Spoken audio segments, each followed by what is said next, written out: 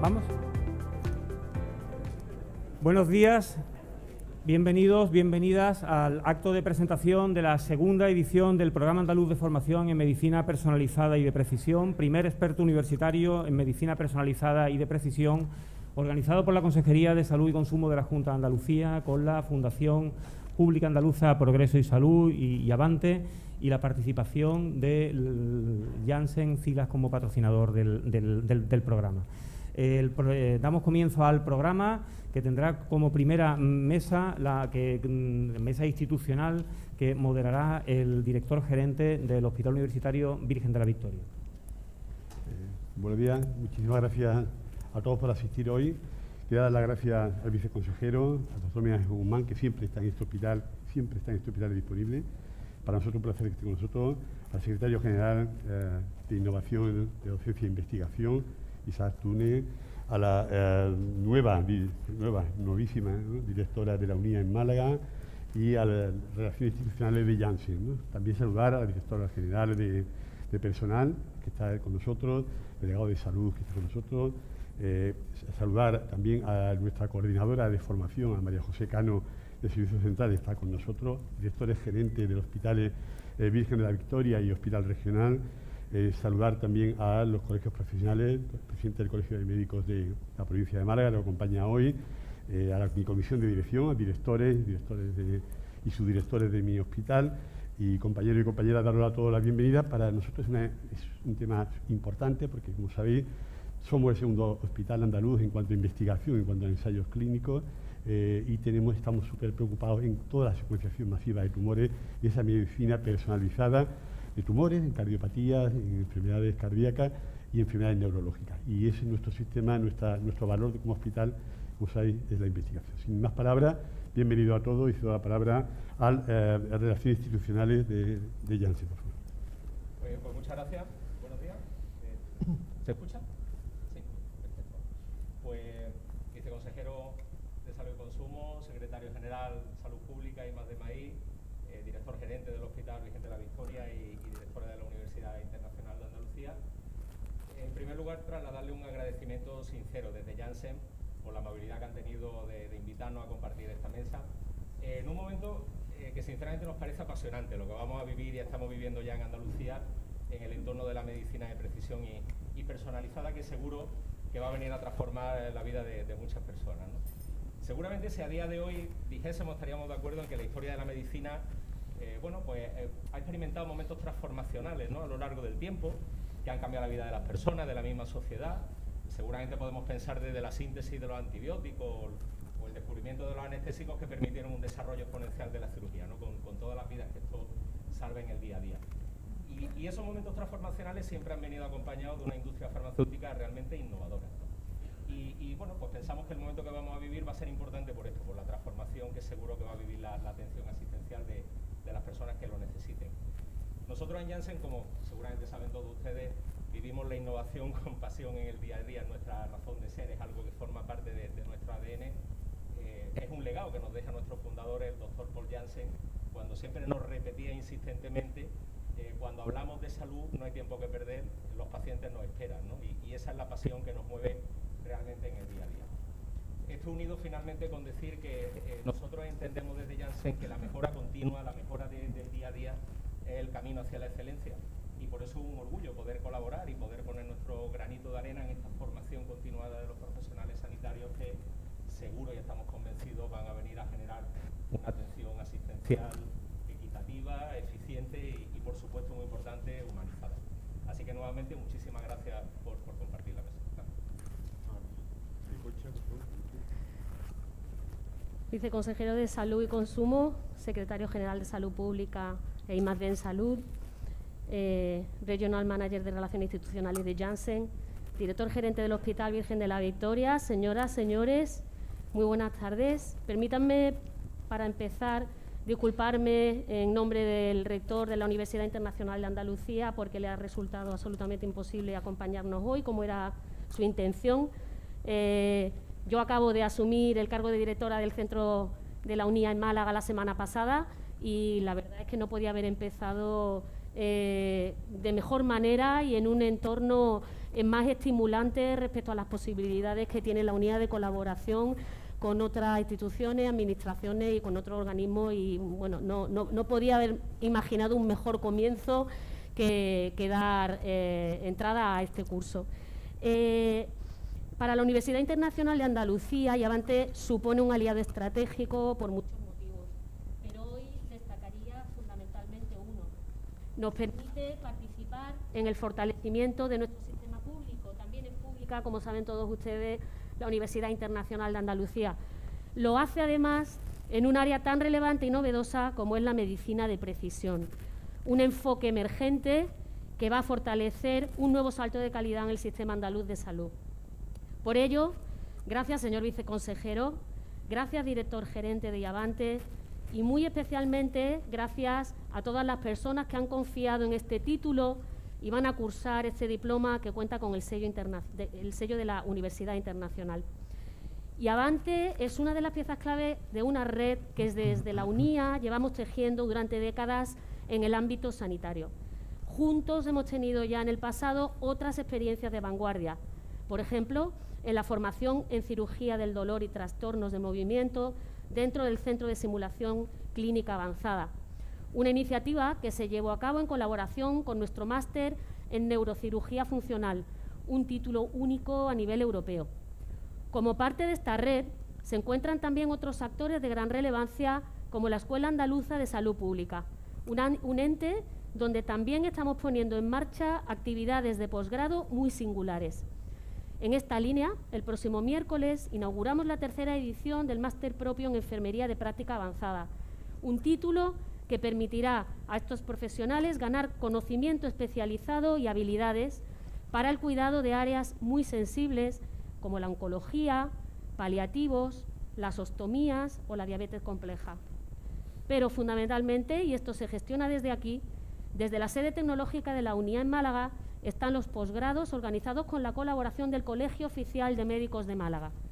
Junto con este colegio, llevamos más de una década organizando una línea de formación en salud a través de distintas especialidades con una importante demanda en el sector.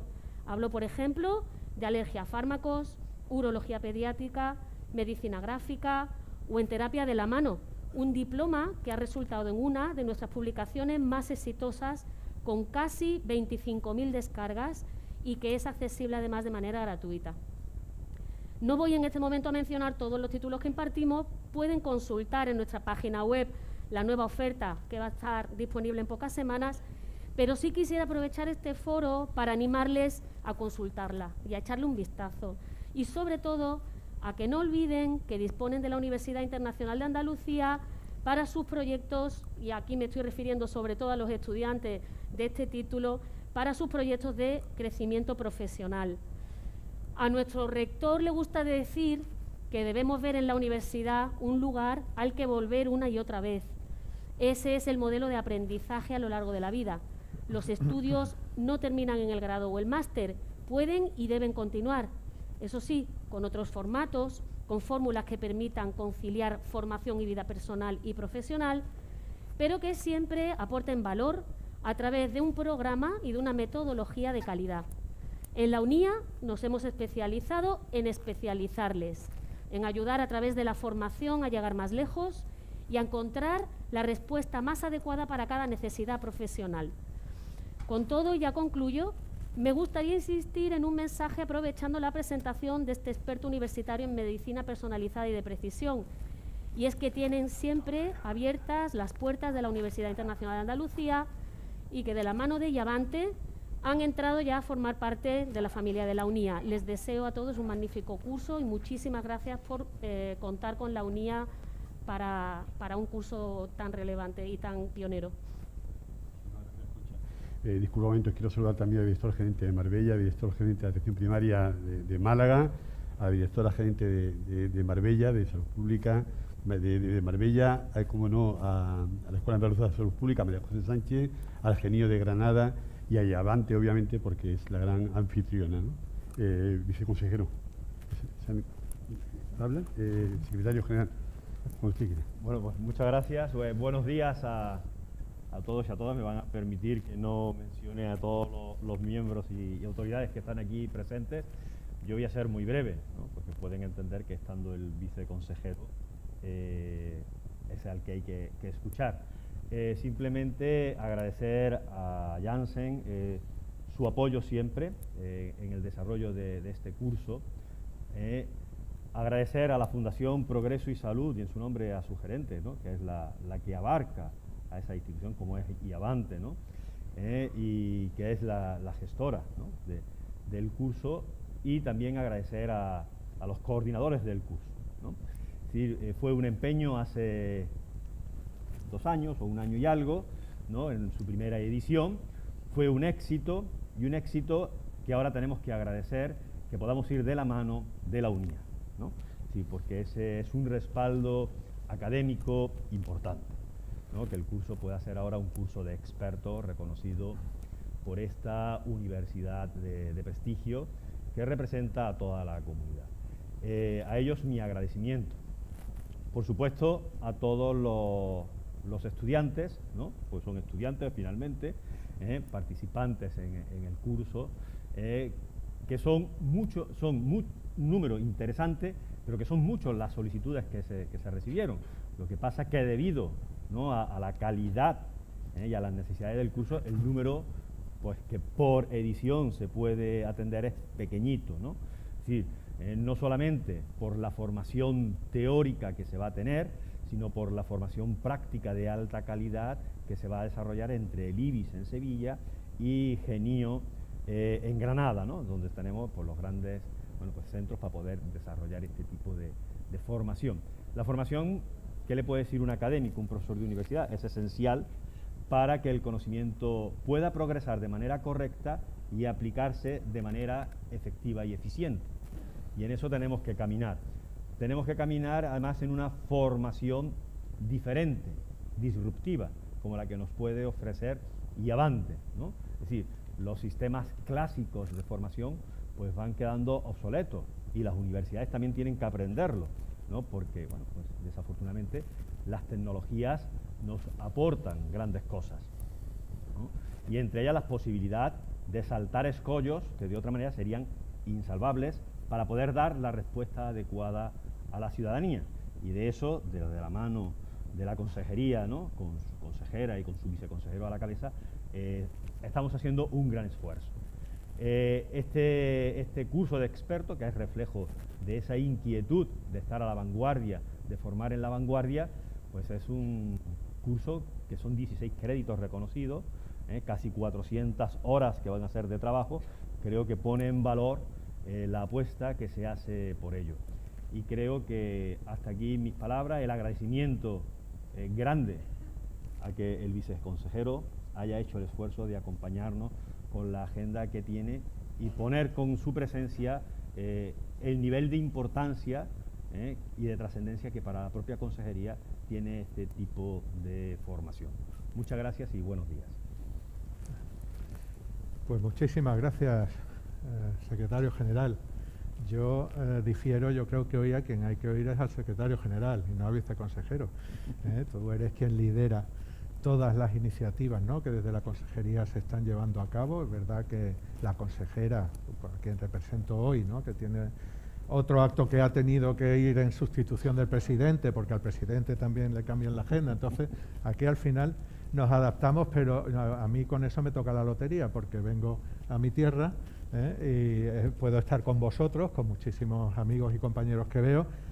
Por favor, daros todos por saludados, solamente pues a mi delegado de salud, que creo que todavía no te han saludado, pues yo te saludo. Al presidente del Colegio de Médicos, muchas gracias, Pedro, por venir, a otros representantes, Juanjo, también anterior presidente del Colegio de Médicos, muchos amigos que veo, compañeros, profesores. Paco Temburi lo tengo que nombrar, porque Paco Temburi es amigo, ¿no? Y agradecer también al presidente del Sindicato Médico, Antonio Martín. También veo que hay otros compañeros de organizaciones sindicales. Pues me encanta que estéis aquí compartiendo con nosotros este inicio, ¿no? Esta presentación del segundo programa andaluz de formación de expertos universitarios en medicina de precisión y personalizada. Es la segunda edición, otros 20 profesionales, ha habido 20 profesionales que ya en la primera edición terminaron su proceso formativo, estas 400 horas, estos 16 créditos, que realmente pues estamos muy contentos de haber podido tomar la iniciativa. Obviamente agradecemos a Janssen, a Juan. Janssen fue quien me permitió a mí acabar la carrera, y lo tengo que decir porque entonces yo soy alérgico, ¿vale? Entonces, ¿qué ocurría? Que justo al final de año era cuando venía la época esta, en mayo, el polen, tal, y si te tomabas un antihistamínico, pues ya sabéis aquello de la barrera hematoencefálica, del adormecimiento y tal. Y Janssen tuvo a bien comercializar, por supuesto investigar y sacar al mercado el Astemizol, que fue el primer antihistamínico que no pasaba la barrera hematoencefálica y por lo tanto me cortaba la rinorrea, la conjuntivitis, y podía estudiar. O sea que justo en una época crítica, ¿no? Final de curso. O sea, es una anécdota, pero gracias por todo. Muchas gracias. Y también por ayudarnos aquí. Por supuesto, Concha, bueno, no podías tener mejor debut. Los novilleros cuando debutan con picadores ya se consideran toreros. Tú hoy has venido a la máxima expresión prácticamente que una universidad puede aspirar, ¿no? Que ya estamos a nivel ya de experto universitario, o sea, ya hemos pasado todos los ciclos y junto con el doctorado esto es lo más, ¿no? Entonces, enhorabuena por habernos acompañado hoy. Nosotros estamos muy comprometidos desde la consejería. Realmente sabe el secretario general, Isaac, y además él es un motor súper importante. Sin él no podríamos haber conseguido todo eso éxito de capacidad de atracción, de investigación, de innovación hacia Andalucía. Estamos batiendo todos los récords, estamos ya jugando prácticamente en la Champions. Así nos lo reconoce la propia industria. Vienen a buscarnos porque saben que estamos organizados para, bueno, con una base de datos que ahora mismo es la que se reconoce, al menos a nivel europeo. Los chinos no sé si tendrán bases de datos organizadas, seguro que sí, pero para otras cosas. Unos 10 millones y medio de registros individuales y cada uno de ellos con cientos y cientos de datos que nos permiten a nivel de investigación pues poder crear esa masa crítica para poder hacer estudios de simulación, los famosos avatares, etcétera, etcétera, que ya conocéis todos, no voy yo ahora a aburriros con esto. Sencillamente el estar encantado de poner a disposición de estos 20 profesionales, el año que viene otros 20, no sé si podemos que sean 30 mejor, la Escuela Andaluza y Avante ya nos ayudarán, ¿verdad? Armando y Gonzalo, ¿no? Gracias también al profesor Dopazo, que tampoco creo que te han saludado, viendo aquí quién queda por saludar ya. Y estamos encantados. Sabéis que estamos haciendo esfuerzos específicos en dotar plazas para clínicos investigadores a través de becas o a través de posiciones, ¿no? y categorías dentro del Servicio Andaluz de Salud. Pues la famosa Nicolás Monarde, que son personas en las que tenemos puesto mucho interés y ellos lo saben, mucha esperanza, y a los que queremos seguir reteniendo en nuestro sistema. Joan Rodés, no sé si lo conozco, yo tuve el placer de conocerle y orgulloso digo de haber trabajado con él durante un tiempo que coincidimos antes de fallecer en Barcelona, ¿no? Y estuvimos trabajando, tuve oportunidad de conocerlo y era aparte de un enorme investigador, una mente absolutamente privilegiada, una bellísima persona, ¿no? Yo creo que las cosas tienen que ir combinadas y cuando me dijeron que le íbamos a poner su nombre, ¿no? a un programa aquí de becas, ¿no? para los profesionales y tal, pues la verdad que me dio mucha alegría, ¿no? Poco más que deciros porque lo más interesante viene después.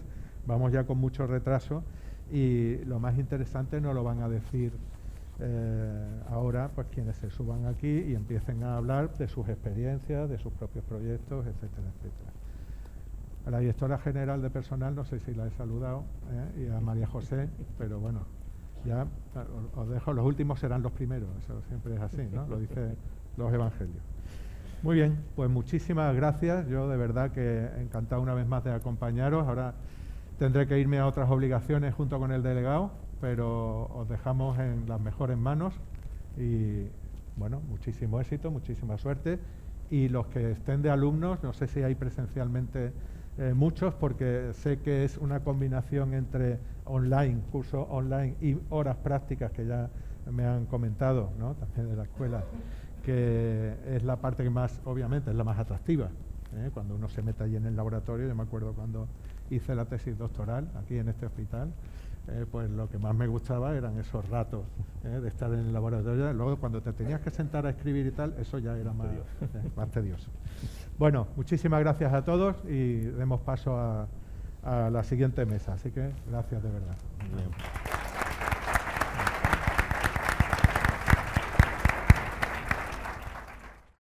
Muchas gracias. Continuamos con la siguiente mesa y aprovechamos igualmente para saludar a todos quienes nos están siguiendo a través de streaming. La siguiente mesa la dinamizará la doctora María José Serrano y consistirá en un diálogo entre Javier Pascual del Hospital Universitario Virgen de la Victoria, María Victoria Ortega del Hospital Universitario Virgen de la Victoria, que la tenemos todavía en el proceso de sonorización o microfonación, y Joaquín Dopazo, el responsable de la plataforma de medicina computacional de la Fundación Progreso y Salud, y una de las cuestiones que a mí, me permito decirlo personalmente, más me interesa por todo lo que se puede hacer en el ámbito de la simulación con pacientes sintéticos, por ejemplo. Muchas gracias y os dejamos con la siguiente mesa. Bueno, buenos días a todos. Antes de nada quisiera daros las gracias por la asistencia masiva que habéis tenido aquí en el Hospital Virgen de la Victoria de Málaga. Sé que estas gracias os las tenía que dar especialmente porque sé la carga asistencial que tenéis todos, y teneros aquí es la representación máxima del interés que tenemos en Andalucía por parte de nuestros profesionales de la formación. Os han comentado que el PubMed ha tenido un éxito increíble, pero cuando eso lo decimos los interesados o desde la parte más política, puede parecer que es parte de ese diálogo, de ese discurso que tenemos que dar. Y yo diría que el éxito que hemos tenido en la formación o en la creación de este PubMed se ve reflejado en la avalancha de solicitudes que hemos tenido en esta segunda edición. Y la hemos tenido porque nuestros alumnos de la primera edición lo han ido diciendo boca a boca, que habéis salido contentos, no, muy contentos. De hecho, quiero comentaros que cuando terminamos esa primera edición y hicimos una pequeña fiesta de despedida, nos pidieron otra para ellos, ¿vale? Otra edición. Otra edición de ampliación de conocimientos. Y esta nueva edición tiene un día presencial, ¿vale? La primera tenía 2, viernes y sábados por la mañana, unos días maravillosos para desplazarse, pensando en el fin de semana te va a hacer un curso. Bueno, pues a pesar de eso, esta fue el éxito, ¿vale? Y esta mesa de aquí quiere dejar reflejada por qué es importante la formación de nuestros profesionales, que vosotros obviamente lo sabéis. Pero además hay un pequeño detallito que yo voy a trasladar a mis compañeros de mesa, que es que la formación la tenemos que fomentar en estas nuevas metodologías, porque nuestros pacientes también se forman. Y no puede ser que los pacientes puedan llegar a saber más de determinadas técnicas de medicina de precisión que los propios profesionales. Y eso pasa, ¿eh? Eso puede pasar. Entonces, la formación es extremadamente importante. Lo que ocurre es que nos encontramos con una serie de limitaciones. Las principales limitaciones a las que nos encontramos a la hora de plasmar la medicina de precisión en la implementación clínica abarcan una serie de puntos. Las primeras, que las tecnologías son insuficientes, no tenemos las suficientes tecnologías, cierto, estamos trabajando en ello, todos lo sabemos.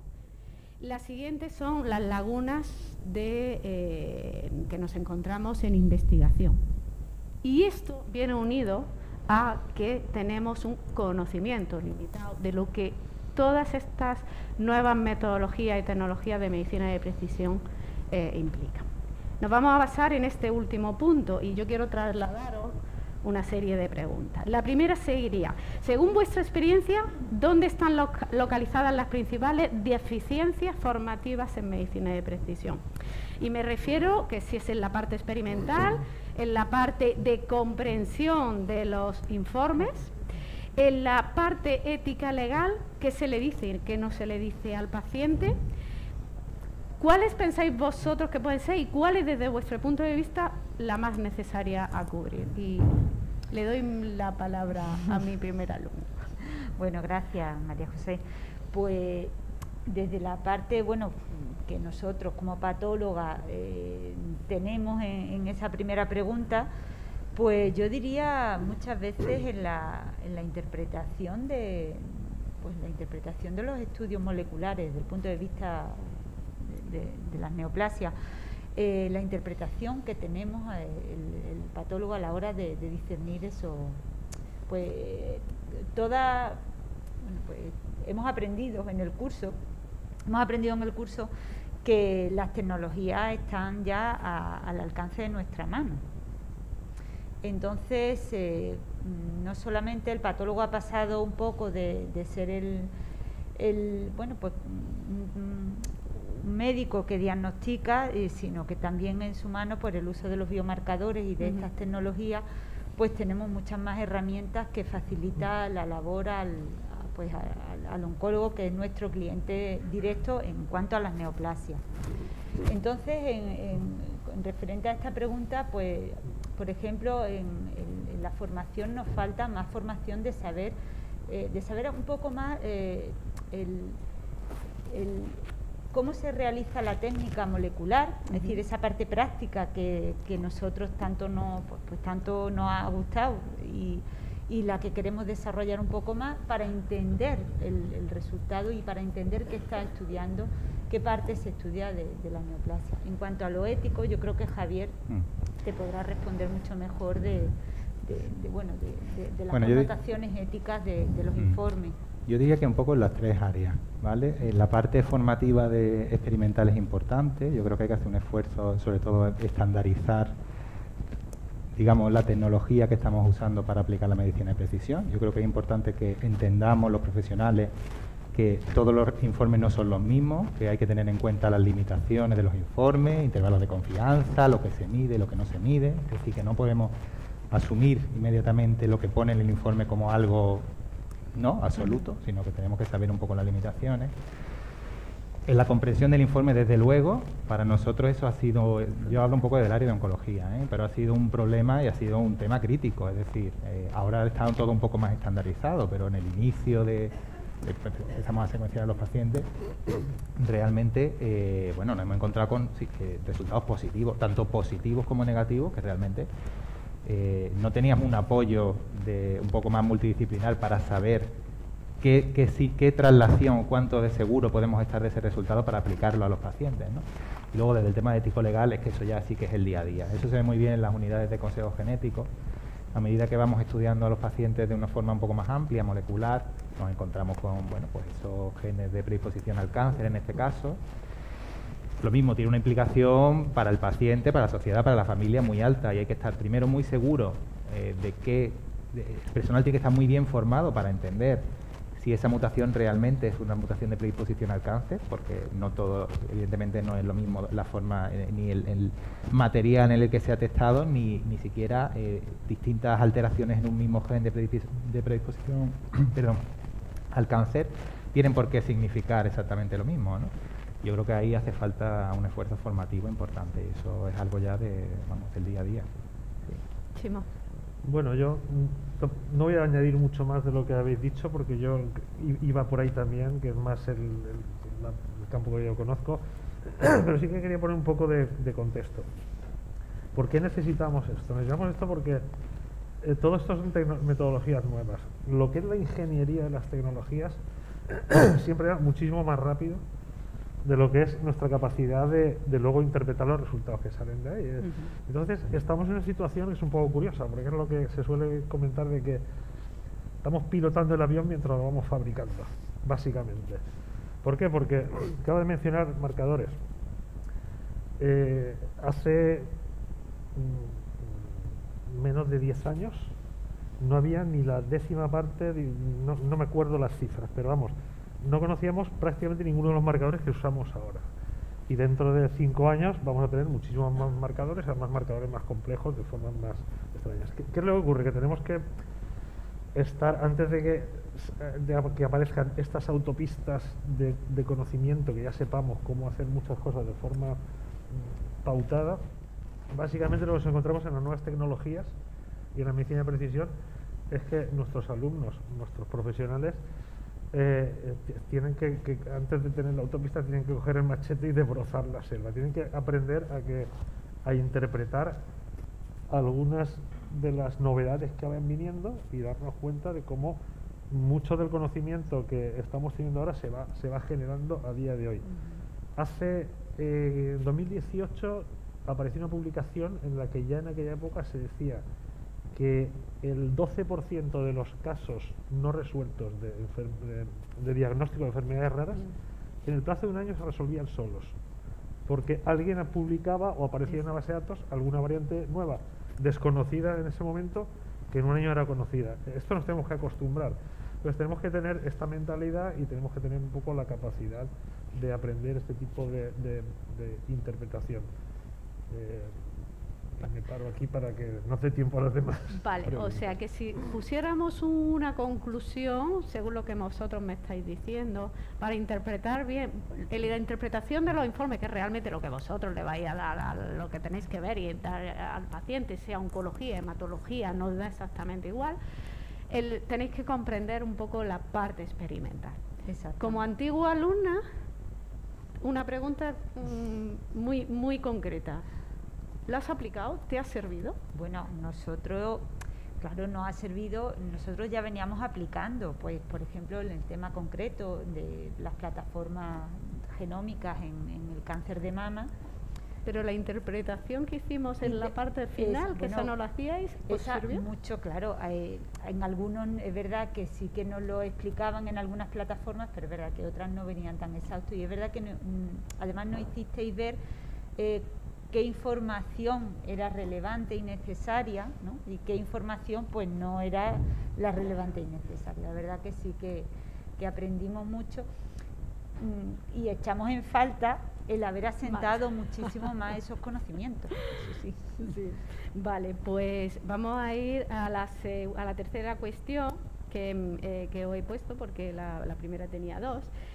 Teniendo en cuenta que atención primaria recibe cada vez más informes que implican un conocimiento de estas nuevas metodologías y que estos resultados proceden de diferentes patologías, ¿pensáis que estos programas de formación deberían ser diferentes a los que reciben los otros especialistas en patología concreta? Es decir, ¿habría que especificar un programa más específico para la atención primaria, o pensáis con vuestra experiencia, sobre todo la tuya, en PubMed, que les sirve suficientemente? Le sirve, pero una apreciación, pues es verdad que hay áreas, si tú llevas un área concreta, lo sabes aplicar muchísimo más. Cuando recibes una formación, la aplicas más a tu día a día y a tu experiencia. Y es verdad que a lo mejor, pues bueno, para un médico de atención primaria que tiene que saber manejar una información que ya tiene que venir pues elaborada, tanto en el informe diagnóstico como en el informe del especialista, yo creo que el módulo se tendría que adaptar. Hombre, estaría muy bien la formación, pero yo creo que habría que adaptar un poco a cada especialidad, es decir, a la especialidad diagnóstica, a la especialidad médica, etcétera, y bueno, y evidentemente a una formación muy genérica y bastante importante al médico de atención primaria, que es el que luego recepciona al paciente también. Tiene que entender lo que le estáis dando. Claro que tiene que Exacto. Sí, yo Javier. no lo veo igual un problema presente, pero sí del inmediato futuro. Pues es verdad que ahora mismo la mayoría del manejo de la información de medicina de precisión lo estamos haciendo en el área hospitalaria, ¿vale? Porque ya va muy enfocada a la selección de terapias, ¿no? A la dirección a ensayos clínicos, marcadores de resistencia, diagnósticos un poco más concretos, ¿no? Sí, pero al médico de atención primaria le llega en el sí, informe sí, y tú le vas a decir T970. Totalmente, el jefe y le va a además, decir, y además se va a tener que, yo creo que en el cáncer se ve muy bien, es que ya vamos a tener Exacto. marcadores de enfermedad molecular residual para el cáncer de colon, que ya prácticamente está casi a las puertas de que sea una cosa con una utilidad clínica demostrada, ¿no? Y yo creo que los médicos de atención primaria van a tener que manejar frecuentemente en el seguimiento de pacientes curados con cirugía en el cáncer en concreto, ¿no? Bueno, lo que están haciendo los hematólogos desde hace mucho tiempo. Y yo creo que es importante que tenga una formación, quizás no tanto pensando un poco en la terapia en concreta del paciente, pero sí para definir el riesgo de recaída, por ejemplo, y decir, lo tiene que redirigir o no al servicio que le toque, una ¿no? relación con otras Exactamente, enfermedades. exactamente. Si el público quiere intervenir, sin problemas, ¿vale? Podéis hacer preguntas, cuestiones e interrumpirnos. Chimo. Bueno, a mí se me escapa un poco de mi campo de conocimiento, pero yo te diría que probablemente sí. De todas formas, vuelvo a lo que he comentado antes. Esto está en evolución, es decir, el PubMed que vamos a dar ahora es relativamente parecido al del año pasado. Estoy seguro que el PubMed 3 ya va a tener diferencias. ¿Seguro? Y el 4 muchas más aún. Pero estamos tocando una especialidad en evolución. ¿Hacia dónde vamos a evolucionar? Yo pienso que esto que has comentado, es que el informe va a poner tal. Los informes, obviamente, en muy poco tiempo vamos a verlos como son mucho más comprensibles. Va a haber mucha parte de los informes que se va a automatizar. O sea, Sí. mucho del conocimiento que tenemos ahora mismo Y estandarizar. te lo va a dar un software estandarizado, va a haber tal mutación y tal mutación tiene este significado en este contexto. Eso es. Y todo esto te lo va a dar. Eso es. Sin empezar ni siquiera a hablar de temas como de inteligencia artificial, que nos va a ayudar mucho a manejar todo esto y a gestionar todos estos datos en los contextos complejos, ¿no? Entonces, yo veo que la diferencia va a ser un poco entre los especialistas. Van a ver cuando te encuentres un biomarcador muy claro y tal, esto desde el especialista hasta la primaria no va a haber problema. ¿El problema dónde viene? Cuando hay cosas un poco más complicadas. El especialista va a tener que bregar con eso para preparar un informe legible para primaria. Esto es un poco hacia Eso, donde a eso iba yo. Y a lo que vamos, creo yo, básicamente. A eso iba yo. Vale, perfecto. Para que no me chillen luego, voy a empezar a darle la caña a una de las últimas preguntas. La creación, esta pregunta me interesa mucho vuestra opinión. ¿La creación de cores moleculares en los hospitales facilitaría desde vuestro punto de vista una cantera de personal altamente cualificado? Claro. Pues sí, porque donde se unifica todo, ¿no? Se unifica el core molecular. Yo creo que en un futuro inmediato va a tener que ser otra parte más de los centros hospitalarios, porque es que va de la mano todo, va a ir de la mano desde el diagnóstico al pronóstico, al tratamiento y a la resistencia a tratamiento. Es decir, necesitamos en los estudios moleculares, pues no solamente a nivel oncológico, sino pues bueno, a nivel de endocrino, de cardiología, de digestivo, en el coste-efectividad, la resistencia a los tratamientos que estuvimos viendo. Es decir, que yo creo que es fundamental, que es una parte más, tiene que ser una parte más del centro hospitalario. Javier. Debe ser una parte más. Nosotros desde hace 3 años aproximadamente sí que hacemos comités moleculares regulares en la unidad. La verdad que hemos visto que nos ha ayudado mucho al cambio que se está produciendo, ¿no? Ahí tenemos gente un poco más genetista, intentamos presentar a todos los pacientes que tengan una alteración molecular que pensemos que puede ser útil una discusión. Es como un comité multidisciplinar, sí, que ya se ha demostrado que sirve, que para los pacientes es fundamental, tenga o no tenga información molecular, pero bueno, para eso es fundamental. Pero Estamos el core aplicando- molecular... Sí, bueno, me refiero a un core molecular que incluya a gente un poco más clínica y Sí. gente un poco más básica. Y Sí, gente un poco... tú te refieres a los comités moleculares. Sí, como comités Yo lo que me moleculares. refería es al Personal. sistema, no, al sistema de concentración de unidades altamente de rendimiento alto rendimiento genético, que no me salía la frase. A esos sistemas que agrupan el equipo y el personal. El personal adecuado, sí. Vosotros pensáis que eso es un nicho de formación. Esa es la- Totalmente, Claro, totalmente. es fundamental. Vamos, pero me refiero en este tipo, hablando del comité molecular, es que aquí tenemos personal de la parte puramente de laboratorio, o sea que sí, que no es, que al final lo que se presenta en un comité molecular es el resultado de todo ese grupo de profesionales que están trabajando en el laboratorio aquí a 200 metros y que están produciendo esa información. En ¿no? oncología. En oncología. Claro, pero es que la En medicina de para precisión todo. implica, y Debería yo ser trabajo para en todo. cáncer, pero Sí, implica mucho más que oncología. Chimo, Bueno, yo no sé si es una pregunta con trampa, ¿eh? ¿cómo lo sabes? Porque, a ver, la respuesta corta sí. Bien. Luego hay que tener en cuenta que no en todos los hospitales podemos tener todas las Cores. especialidades y todos los Eso cores, es, etcétera, etcétera. eso Eso salvaguardando el que necesitamos ofrecer una equidad en el tratamiento a los pacientes. Con lo cual, Eso es el objetivo. yo creo que habrá cores en algunos hospitales, habrá que empezar a pensar en sistemas de hospitales de referencia para ciertas cosas, porque cada vez se va a hacer más complicado. Y sí que es verdad que siempre va a haber en grandes hospitales una parte en la que se van a hacer metodologías nuevas, porque ahora estamos hablando de medicina personalizada con secuenciación, no sé qué.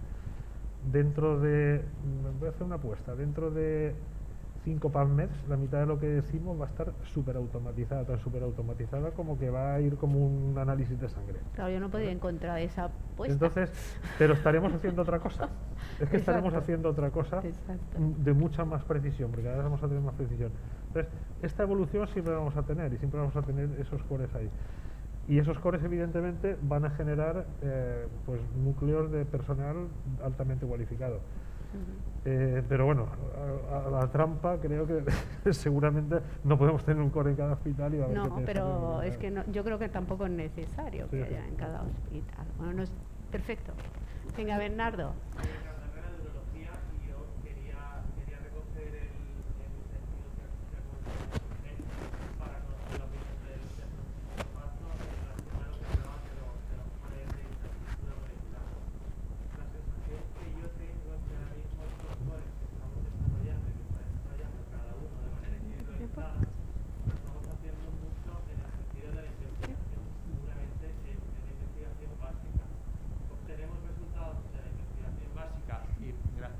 Y vamos aprendiendo sobre la marcha, es decir, pues sabemos que para determinadas patologías las muestras tenemos que procesarlas de manera diferente. Si queremos ver alteraciones en el número de copias, a lo mejor tenemos que ir a una profundidad. Es decir, estamos aprendiendo sobre la marcha en investigación y después nos encontramos el gran problema de que no tenemos una certificación diagnóstica para trasladar este resultado al paciente. Y muchas veces aquí tenemos que recurrir a empresas externas. ¿Por qué? Porque en paralelo, lo que comentabas antes, ¿no?, que muchas veces nos encontramos que la innovación terapéutica ya la tenemos encima de la mesa y tenemos que ofrecerla al paciente, pero realmente nuestras infraestructuras no están preparadas. Entonces, al hilo de lo que estabais diciendo, sí que a mí me gustaría saber si podéis contarnos un poquito más en detalle realmente de cuál es la estrategia para que verdaderamente tengamos una accesibilidad metodológica en cartera de servicio y podamos ofrecer esto a nuestros pacientes. ¿Me vaya a permitir, Chimo, Javier, que le dé la palabra al doctor Antonio Pollatos, que es el director del plan de genética, que te acabo de pillar, Antonio? Vale, muy brevemente, porque tenemos que dar paso a la otra mesa, pero Bernardo lo tienes allí con una pregunta. Antonio Pollato está en el Hospital Virgen de las Nieves de Granada, que es mi hospital. Pues buenos días, ¿Y en saludar a este todos. curso? Soy alumno de esta segunda edición del máster, del experto, perdón. Y yo os invito que a los que no lo hagáis os animéis al tercero, porque hemos dado solamente la primera clase y merece la pena. En relación a tu pregunta, es un reto muy grande. el que me plantea. Yo estoy recientemente nombrado director, coordinador, no sé qué palabra escoger con más certeza, del plan de genética, y tenemos como reto el garantizar la accesibilidad. Pero el reto se tiene que afrontar siendo realista y consciente de cuál es la realidad. No existe una especialidad de genética, por lo tanto, los recursos de formación son un poco... cada uno ha tenido que autoformarse con una gran variabilidad y los recursos todavía técnicos no están disponibles para todos los centros. Queremos hacer un gran esfuerzo de intentar normalizar, es decir, primero saber qué se hace en la sanidad pública, ver qué se externaliza y plantear estrategias de internalización. Eso, por supuesto, no va a ser de corto plazo, pero hay que ir en esa línea. Esa línea porque es fortalecer la infraestructura de conocimiento, y otra cosa que creo que es muy relevante, y más en este campo, es el valor del dato. Es decir, la información genética no es una información que caduca, sino que puede permitir ser reevaluada en el tiempo, a medida que el conocimiento avance, y ese capital no lo podemos entregar ni a la empresa privada ni externalizarlo fuera del servicio de la sanidad pública, porque estamos atentando contra los derechos de intimidad y de la salud de nuestros pacientes y dando información pues, a que sea gestionada pues, con otros intereses que a lo mejor no sean los propios de la sanidad. Entonces, resumiendo y por no tomar tanto tiempo la palabra, te recojo el reto. Tenemos mucho trabajo que hacer entre todos. Necesitamos formar a personas muy capacitadas para hacer esa tarea y, por supuesto, dentro del sistema sanitario público, ¿de acuerdo? Para prestar la mejor asistencia tanto al nivel hospitalario como al nivel de primaria, que también lo están reclamando.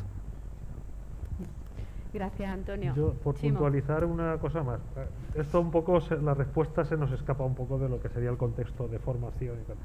Pero lo que sí que me gustaría decir es que realmente, y lo ha mencionado Antonio, al final el dato, que es lo que nos permite hacer la interpretación, es lo más importante. Fíjate que vivimos una aceleración tan vertiginosa de las tecnologías que yo no sabría decirte qué tecnología se va a usar de aquí a 5 años. Ahora estamos haciendo una apuesta por las de lectura corta y esto funciona muy bien. Pero a lo mejor dentro de 5 años las de lectura larga de los Minions estos pues son mucho más baratas y en lugar de tener 2 grandes secuenciadores o 3 grandes secuenciadores, para hacer economía a escala tenemos un Minion al lado de cada cama. Un Minion de un secuenciador tiene este tamaño. Como un USB que se pone en el ordenador y te hace la secuenciación. Eso a mí me parece, me da un poco igual, es lo menos importante. Lo más importante es que seamos capaces de coger todos esos datos, interpretar esos datos, aunque cambie la tecnología, cómo los producimos, lo importante es tener esos datos, tenerlos centralizados y poder interpretarlos, que es lo que estaba comentando antes. Y yo creo que hacia eso sí que vamos. Creo que vosotros estáis de acuerdo. Y ya la última pregunta, sobre todo, va para ti.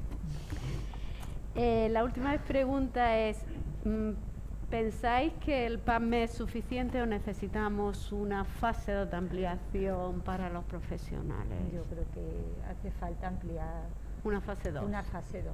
Que hicimos la fase 1, también tengo mi compañero Santiago que está allí. Santi, tú piensas también una fase 2, ¿no? Y necesitamos una fase 2 porque se nos ha quedado el curso corto. Hemos aprendido muchísimo, muchísimo, pero es verdad que no, que queréis más. Es impresionante, pero queremos más. Queréis más. Lo de los 20 alumnos, como veis, no es un capricho, es que por grupo de práctica va 5 alumnos. Si hay más de 5 alumnos, no se puede, ¿vale? Entonces, ese era el criterio. Bueno, pues muchísimas gracias a todos. Yo voy a dar paso a la siguiente mesa. Gracias a los 3 ponentes. Fantásticas vuestras intervenciones. Gracias. La siguiente mesa la va a coordinar mi amiga, mi querida amiga, la doctora María José Sánchez, MJ, que va a tener una intervención con un enfoque un poco diferente, lo que implica la implementación desde la perspectiva de la gestión. Y última mesa dedicada a medicina personalizada y de precisión, retos para los servicios de salud, donde se va a abordar fundamentalmente la cuestión referida a la perspectiva de la gestión que tanta trascendencia tiene. La dinamiza, como os ha trasladado anteriormente María José Serrano, la doctora Sánchez, y contaremos con la participación del director gerente del Hospital Universitario Virgen de la Victoria, la directora gerente del Hospital Universitario Virgen de las Nieves y presidenta de la del Grupo Andaluz, nunca sé cómo se dice, la sección andaluza de SEDISA, y la directora gerente del Hospital Regional Universitario de Málaga. Muchas gracias.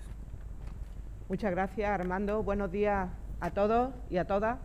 Gracias a los que seguís aquí todavía, a pesar de que llevamos cierto retraso. Yo soy María José Sánchez, soy profesora de la Escuela Andaluza de Salud Pública, directora científica del Instituto de Investigación Biosanitaria de Granada, y estoy aquí porque coordino el experto universitario en medicina personalizada y de precisión. Para mí es un honor estar compartiendo mesa con las 3 personas que tengo la suerte de hacerlo, 3 gerentes de hospitales del sistema sanitario público andaluz, y voy a hacer una breve introducción a lo que ha supuesto para los hospitales y para el sistema sanitario lo que es los avances que han llevado de algún modo de la mano del avance en el conocimiento científico, en la medicina genómica, en la bioinformática, en la biología molecular, etcétera, hacia lo que es la medicina personalizada y de precisión. Me gustaría abordar también 3 aspectos que no solo van a tener que ver con el diagnóstico y el tratamiento de las personas de la forma más personalizada posible, sino que tenemos que no olvidarnos de la pata de la prevención. La prevención también es medicina personalizada y de precisión. Comentaros que Andalucía está siendo pionera en medicina personalizada y de precisión en el conjunto del contexto nacional e internacional, no solo en el ámbito de la formación, que ya se ha hablado en la mesa anterior y que es la razón por la que estamos aquí esta mañana, sino también lo que está suponiendo para Andalucía el hecho de que se esté elaborando, ya casi finalizado, un plan de medicina personalizada y de precisión del sistema sanitario público de Andalucía, que próximamente se presentará por parte de la Consejería de Salud y Consumo. Yo, sin más, quiero agradecerle a los gerentes, que sabemos todos las agendas que tiene, que estén aquí con nosotros esta mañana, y quería trasladarle algunas preguntas en relación con cuáles son los retos para los centros sanitarios, los retos y también las oportunidades de la medicina personalizada y de precisión. Podéis contestar como queráis.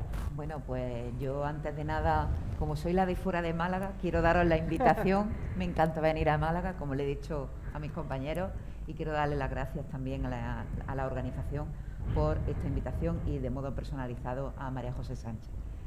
Bueno, yo creo que los retos hoy día que tenemos por delante, y como parte de la ayuda de los equipos directivos y de lo que somos gestores o responsables de las instituciones sanitarias, lo primero es que creo que urge un análisis tanto de los recursos humanos que tenemos, porque se da la necesidad imperiosa de incorporar pues nuevos roles profesionales como son los bioinformáticos, los biólogos moleculares, los genetistas, y además hacer un análisis de las tecnologías y de las infraestructuras, como se ha dicho aquí muy bien con anterioridad.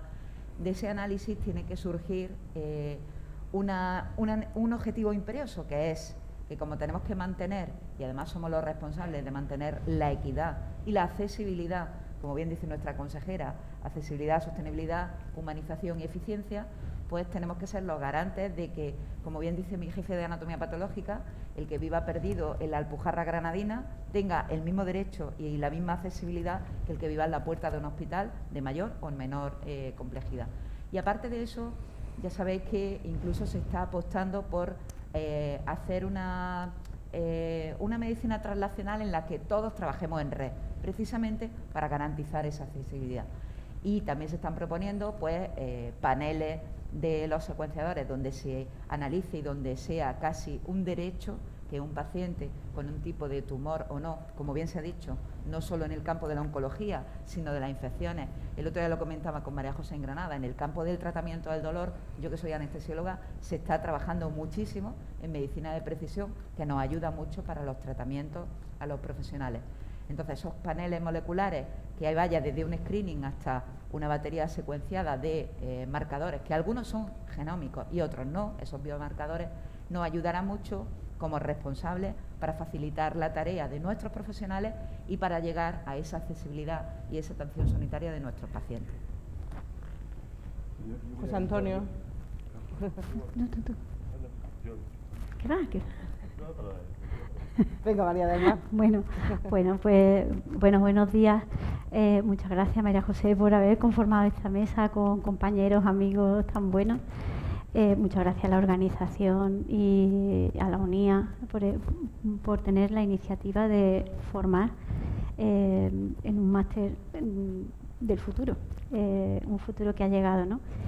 Pues sí, mira, el reto para un gerente, para cualquier gerente, es poder poner disponible el diagnóstico, el tratamiento, la atención, porque además medicina personalizada no es solo tratar, como tú misma has introducido, ¿no? Es diagnóstico, es prevención y esto pues se va a atomizar porque hay mucho que hacer ahí. El reto para cualquier gerente es poder poner eso disponible para todos. Personalizar cuando además la infraestructura y las personas que tienen que desarrollar sus tareas no son ni categorías propias de tu centro y hay que empezar por modificar todo eso. Pero es que además tienes que garantizar que está disponible cuando además no está en tu centro, porque aún es suficientemente caro, lo suficientemente exclusivo para que no haya mucho en todas partes. O sea, algo que tiene que ser para todos no está en todas partes. Y esto es un reto, no solo ocurre en esto, ¿no? Pero bueno, aquí, cuando además el precio es casi prohibitivo, pues es así, ¿no? Eso va a requerir pues un engranaje y una fluidez mucho más fuerte que cualquier protocolo que tengamos intercentro, porque va a ser interprovincial, para poder facilitar la llegada. Claro, ha comenzado pues de la mano de los tratamientos y bueno, pues por algún sitio se comienza, pero imaginaros desde mi punto de vista, cuando no soy gerente, yo soy preventivista, pues imaginaros el desarrollo de vacunas de precisión, porque sabéis que las vacunas no tienen una protección 100% ni a todo el mundo protege, hay quien no desarrolla inmunidad y esto pues está muchas veces genéticamente predispuesto. Bueno, pues imaginaros el campo que se abre cuando dice, bueno, hay que inmunizar y podemos garantizar que la inmunidad es exacta, ¿no? O sea que ya esto no es un tratamiento, o sea que esto es prevención. Pero es que además esto obligará a ver a los pacientes de otra forma, porque cada paciente, que esto pues lo conocemos desde que el mundo es diferente a otro aunque tenga la misma patología. Bueno, pues cada paciente es uno con toda su complejidad, con todo lo que requiere, y enganchar esos tratamientos, esos diagnósticos con las circunstancias personales, pues ahí es donde tenemos que incidir. Muchas gracias, José Antonio. Gracias por acogernos, que creo que no te lo he dicho antes. Bueno, nada, estoy en vuestra casa. Yo creo que Andalucía es un referente nacional e internacional. Estoy pensando ahora mismo en María José Serrano, que para mí es un referente en biopsia líquida a nivel internacional. El plan andaluz de genética, yo creo que es un referente, y la moderadora, que tenemos el lujo de tenerla aquí en Andalucía, que lleva el registro de cáncer de Granada y que es un referente en la investigación. Es decir, tenemos la suerte de que Andalucía parte ya con una ventaja competitiva respecto a otra comunidad, que tenemos unos profesionales que son excepcionales. ¿Yo qué retos veo? Pues veo retos, pues por ejemplo, reto importante en cuanto a temas analíticos. Temas analíticos es implantar todas las ciencias ómicas en la investigación, toda la proteómica, toda la genómica, la farmacogenómica, implantarlas como tareas como la metabolómica, como tareas de investigación dentro como datos analíticos. Después hay problemas de implementación dónde van a estar los secuenciadores, cómo vamos a hacer, cómo vamos a pasar, como decía el doctor Bernardo Herrera, de una parte experimental a una accesibilidad para todo el mundo, a una equidad y accesibilidad para que todo el mundo tenga acceso a su tumor, a sus determinaciones genéticas, de todas sus características tumorales. Cuando va a pasar de la investigación a la realidad, a la labor asistencial del día a día, donde yo tengo un tumor y tenga totalmente secuenciado el mapa genómico de ese tumor. Pero es que el otro día leía un artículo también que en cardiopatía isquémica hay 153 nucleótidos de polimorfismos de nucleótidos que parece que predisponen a la cardiopatía isquémica de una manera clara. Yo creo que son retos que tenemos que intentar ver cómo hacemos ese análisis de datos, esos big data y ese análisis de datos, cómo estructuramos esos datos, cómo hacemos unos real world data de ensayos clínicos basados en la experiencia clínica, y después tenemos también un tema importante que son datos éticos, retos éticos que tenemos que estudiar, de ver qué hacemos con los genomas, cómo los custodiamos, qué valor vamos a tener, qué demandas psicosociales tiene la población y cómo vamos a trabajar todo el tema ético, ¿no? Pues yo creo que se han abordado temas interesantes, los tres han hablado de accesibilidad, tema importante. Una de las preguntas que ya casi la han respondido con sus intervenciones iba vinculada a la equidad que necesitan y que queremos para Andalucía y para nuestros pacientes. Han hablado de accesibilidad, por tanto han hablado de equidad, han hablado de nuevos perfiles profesionales, han hablado de infraestructura, de trabajo en red, de cómo incorporar y dar el salto a lo que es la investigación translacional, cómo pasar de la investigación real a la cama del paciente y a poder incorporarlo en el sistema sanitario. Había hablado poco de cuánto cuesta esto, y en ese sentido yo sí que quería que hicierais alguna reflexión entre estamos preparados, están los hospitales de Andalucía preparados para hacer frente no solo a la infraestructura, sino a los tratamientos de alto impacto que suponen este abordaje de medicina personalizada y de precisión. ¿Cómo lo vamos a hacer? Bueno, yo por mi parte, respecto a esto, que como se suele decir, es uno de los puntos estratégicos, sí es cierto que, por ejemplo, desde la Consejería se está fomentando y además se está desarrollando e implantando lo que es, por ejemplo, la compra pública innovadora. Tengamos en cuenta que de un presupuesto de casi 14.000 millones de euros que hay para Andalucía en este año 2023, pues entre un 3 y un 4% se dedica a compra pública innovadora. La consejera ya lo anunció, que esa compra pública innovadora iba a ir sustentada sobre 4 ejes, que eran los objetivos dirigidos primordiales sobre los que se iba a sostener esta compra pública innovadora, que era la digitalización y la inteligencia artificial, la medicina de precisión, por supuesto, la salud medioambiental, que también impacta, y el ahorro energético en nuestros pacientes con el estilo de vida y los riesgos que tenemos añadidos. Y todo esto tiene que estar en consonancia con la inversión que hace nuestro país a nivel nacional en, por ejemplo, la parte de I+D+I, que en España está en un 1,4 casi por ciento, y tenemos países pues lejanos, pero que están compitiendo con todos nosotros, como por ejemplo Corea, que invierte un 4,6 del PIB en I+D+I. ¿Qué quiero decir con ello? Pues que la estrategia de colaboración, también público-privada, tanto para las tecnologías como para los recursos humanos, también son competencias para ponerla en marcha y para intentar ayudar a nuestros profesionales y a nuestros pacientes. Muchas gracias, María Ángeles. Pues mira, ¿cómo se paga un tratamiento caro? ¿No? ¿Estamos preparados para pagar 2 millones de euros por un tratamiento? Pues mira, yo quiero aportar una reflexión.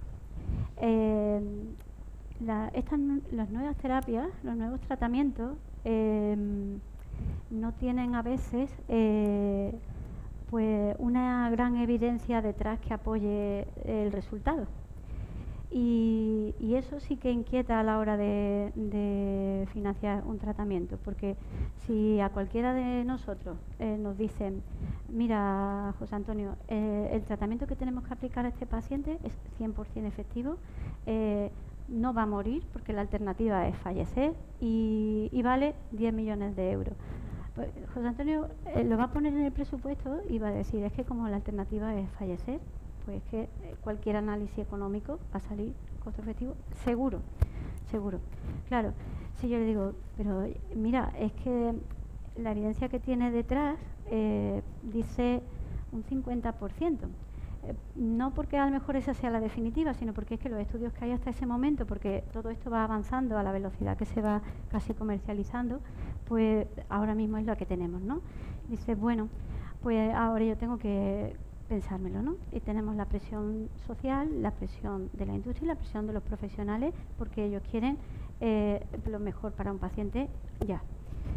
Bien, hay fórmulas que son las que ahora mismo se están utilizando y yo las veo bastante razonables y es ligado a una evaluación para saber si se continúa o no se continúa, ¿no? Entonces, pues imaginaros el nuevo fármaco de la atrofia meduloespinal, pues ese son 2 millones de euros. Bien, bueno, ¿qué indicaciones tiene frente al otro tratamiento? Porque y cuál es el beneficio, y entonces, bueno, pues si hay que autorizarlo, pues se liga a una evaluación en tanto tiempo y de resultados, y si no, pues se cambia, se abandona. Es la única forma ahora mismo que tenemos de introducir sobre la marcha un medicamento así, ¿no? Si la sociedad está preparada para asumir esto, el sistema se tiene que preparar para asumirlo, ¿no? Pero en el coste total, pues en el presupuesto de un hospital caen 3 fármacos de estos, te acaban de hundir el presupuesto de la farmacia, ¿no? Hay que ser realista. Pero hay que verlo en el conjunto del presupuesto de todo el SAS, ¿no? Dices, vale, pero es que de un proceso que requiere un tratamiento, el 5 o el 10% del coste total es el tratamiento en sí. El resto son tratamientos adicionales o de complicaciones. Cuanto más preciso es el tratamiento y menos complicaciones, pues en el conjunto sale mucho más favorable, ¿no? Entonces, puesto todo en la balanza, hasta que haya más posibilidades y certeza, pues hay que ligarlo a nuevas formas de financiación. Y así es como van a ir introduciéndose, lógicamente, estos fármacos nuevos. José Antonio. Estaba pensando mientras escuchaba, yo recuerdo hace esos 10 años lo que valía hacer un genoma humano. El coste que tenía y el coste que prácticamente nos podemos hacer un genoma por 200, 300 euros en la actualidad, 300, 500 euros. Sí, realmente las técnicas muchas veces, ¿cómo podemos tener los aparatos para hacer determinaciones de secuenciación masiva? Bien, modelo público-privado, concertación público-privada, cualquier modelo de compra. Pero yo creo que es que las ventajas de la medicina de precisión son tantas que desde el punto de vista de diagnóstico, y hablo de diagnóstico prenatal, y hablo de niños que podemos enfermar y que podemos evitar en niños, hablo de diagnóstico en cardiopatía, en personas con cardiopatía isquémica, con antecedente de cardiopatía o de muerte súbita, Y después tenemos, yo que llevo muchos años cáncer de pulmón, es decir, la estrategia de cáncer de pulmón en células pequeñas, con las mutaciones de GFR, ALK, ROS1, ha cambiado el curso y la vida de los pacientes. De morirse a hacer una enfermedad crónica. Yo creo que tenemos que el gasto, siempre y cuando los ensayos clínicos no tengan sesgo, sean ensayos clínicos validados, la aprobación del medicamento corresponda a la Agencia Española de Aprobación del Medicamento y con unas indicaciones determinadas. Yo creo que la medicina, la única forma de seguir es investigando, pero no tengo duda que la medicina personalizada es coste efectiva. Es coste efectiva porque además es por debajo, es decir, que es donde va la vida. Entonces yo, como se me morían, me acuerdo perfectamente de los enfermos hace 20 años de cáncer de pulmón, a la estrategia de cáncer de pulmón en células pequeñas, a la estrategia de hoy, es la noche y el día. Entonces yo me niego a no poner en marcha, y ahí Granada tuvo mucha culpa, Granada Virgen María tuvo mucha culpa porque Raimundo hacía determinaciones genómicas de secuenciación de tumores que casi ni se las pedíamos, y nos la aportaba los datos, esta mutada, la LK, el ROS1, y hacíamos tratamientos. Entonces yo no tengo ninguna duda de la coste-efectividad y que el precio va a bajar conforme empecemos a utilizar cada vez más este tipo de medicina, ¿no? Muy bien, pues también muy interesante la respuesta, pero me gustaría que tanto José Antonio como María Ángeles profundizarais un poco en el tema que ha abordado María del Mar, ¿no? Es decir, algunos de los medicamentos, de las terapias que se incorporan en el ámbito de la medicina personalizada y de precisión, llegan al mercado con incertidumbre clínica. Son prometedoras, pero todavía no tenemos evidencia suficiente, como por ejemplo podemos hablar en algunas terapias CAR-T, imaginaros un ensayo clínico de 1 año y con una promesa de que va a curar algunos tipos de cáncer. En este caso, ¿qué podéis hacer vosotros? ¿Cómo abordar esto? Porque si hay evidencia clínica suficiente y sabemos que funciona, como gerente debe costar trabajo no poder aplicar eso en tu hospital, ¿no? Pero cuando hay incertidumbre clínica, ¿cómo manejáis eso? Y tenéis la presión de los pacientes, ¿cómo manejáis eso? Yo creo que la principal medida de la responsabilidad de un gerente o de un equipo directivo tiene que ser medir resultados en salud. Es decir, antes se compraba una tecnología, se compraba un fungible y era solamente la aportación del valor o la compra del producto. Hoy día hemos pasado de la medicina basada en la evidencia a la medicina basada en el valor y medir los resultados en salud. Creo que en todos esos fármacos incipientes que tienen una seguridad demostrada, pero que, como bien decía la doctora Vázquez, a lo mejor no tiene una evidencia 100%, tenemos que, aparte de lo que nos transmiten y lo que demuestran como conclusiones los ensayos clínicos y cada vez más, tenemos que, como responsables, medir cuáles son esos resultados en salud a corto, medio y largo plazo. Lo que decía José Antonio es muy interesante y lo comentábamos el otro día. El estudio que se presentó, promovido por el Virgen del Rocío, entre oncología y anatomía patológica, respecto al cáncer de pulmón, te dice, ojo, a corto plazo te puede costar más, a lo mejor, cuando haces la secuenciación con el NGS comparado con el anterior. Pero ojo, a largo plazo, medio y largo plazo, está aumentando calidad de vida del paciente, calidad de vida, como bien dice ella, no complicaciones o no reingresos del paciente y medicación, ingresos, hospitalización, comorbilidad asociada, y además en años de vida ganados con calidad de vida. Entonces, ese estudio en el que se mide cuál es el impacto a corto plazo y a medio y largo plazo, creo que en esa medición de resultados tenemos que ser responsables y además anticiparnos. Yo pienso que en un primer lugar, yo hago lectura crítica del ensayo clínico, hay que leerlo con carácter crítico y valorando las encuestas, las comisiones de farmacia hospitalaria tienen el valor de los clínicos. Con esa lectura de comisión de farmacia, aspectos clínicos, ensayo clínico, lectura crítica del ensayo, aprobación no aprobación del fármaco, aprobación no aprobación del fármaco. Yo tengo algo, yo me reúno con los clínicos, es decir, hace no mucho y estaba la jefa de hematología, tuvimos una indicación de un paciente hematológico, bueno, estuvimos debatiendo, estudiándola, había una mutación específica, el paciente parecía que podía tener esa mutación específica, queríamos prescribir un fármaco, al final resulta que el paciente, la mutación fue negativa y no se pudo prescribir. Pero la intención era que si la evidencia científica apoyaba y la Comisión de Farmacia lo valoraba y lo valoraba positivamente, hay que valorar el coste-beneficio, como todo en la vida, y la seriedad del ensayo y los ecos del ensayo, y que no te pueden mentir en unos resultados, o cuando sabéis que muchas veces los ensayos clínicos empiezan a hacer subgrupos. Entonces, el subgrupo A, el subgrupo B, el subgrupo en el A no va bien, en el B va bien, pero en el C no, en el D no. Tal. Entonces, pero mire, este fármaco está aprobado para el subgrupo B. Bueno, pues habrá que ver qué características tiene ese subgrupo B y el enfermo que tenemos, si tiene esas características de subgrupo B o no tiene esas características. Pero no sé si quieres añadir alguna cuestión. Pero no es sencillo, porque mira, que la decisión debe ser colegiada en el entorno de una comisión, lo más sensato cuando no hay una evidencia solvente. Pero en este tipo de terapia, en estos nuevos tratamientos, sabiendo que lo que están es avanzando, porque si fuese algo que lleva mucho tiempo de investigación, pues ves que va avanzando muy lento, ¿no? Pero aquí que los avances van progresando y que lo que pasa es que acaba de irrumpir y a veces solo lo puedes comparar con cohortes históricas, ¿sabes? Veis que no hay tratamientos previos, ¿no? Clásicos. Hay que también tener en cuenta dos cosas. Una, cómo está progresando la investigación, porque probablemente la evidencia que en ese momento tenga te aporte datos de supervivencia en 6 meses, porque es que ese ensayo es que lleva ese tiempo, ¿no?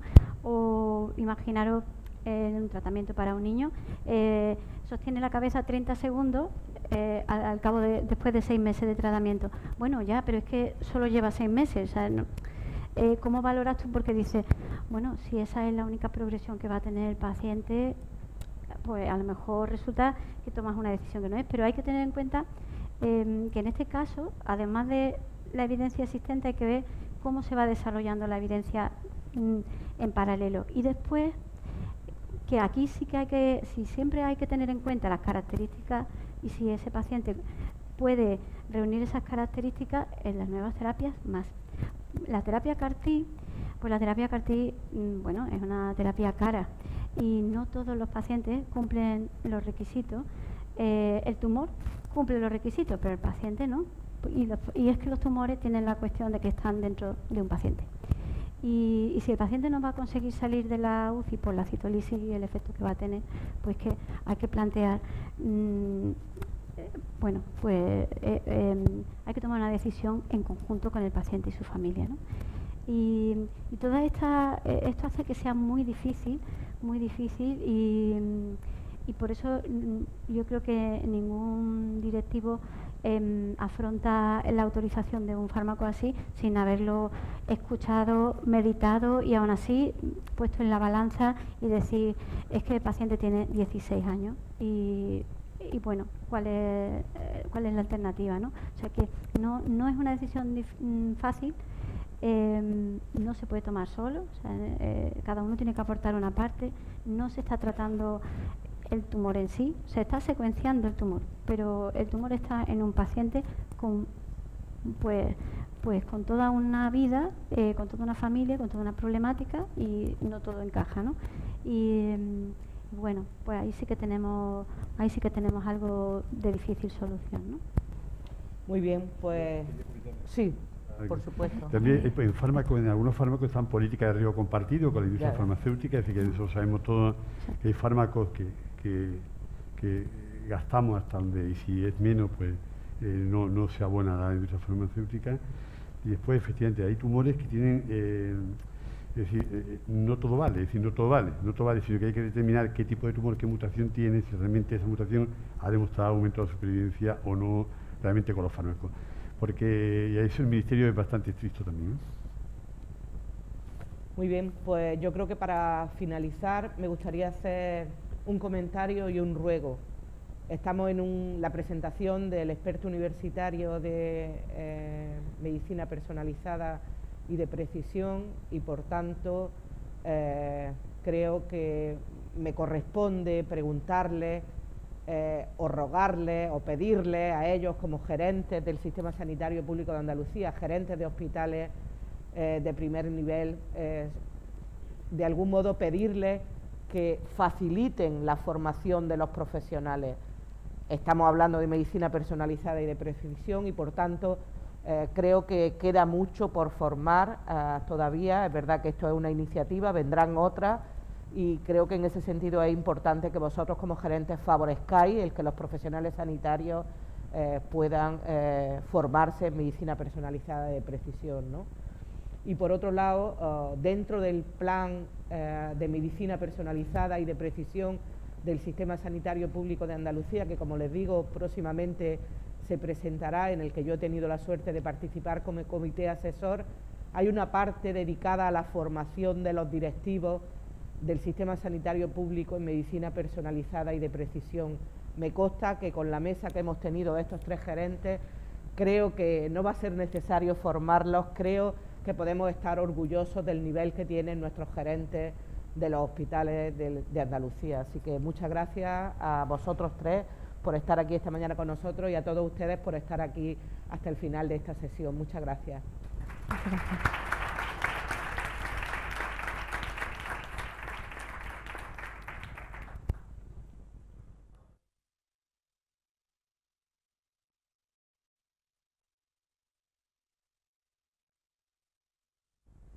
Buenas, yo antes de acabar le queríamos dar las gracias a alguien que no se lo hemos dado aún, que es Ayavante, porque solo ha estado dando gracias a todo el mundo.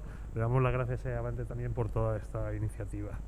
Y Ayavante ha sido quien ha permitido toda esta infraestructura y conseguir que toda la plataforma funcione perfectamente bien. Así que muchas gracias Armando, David y Ángel.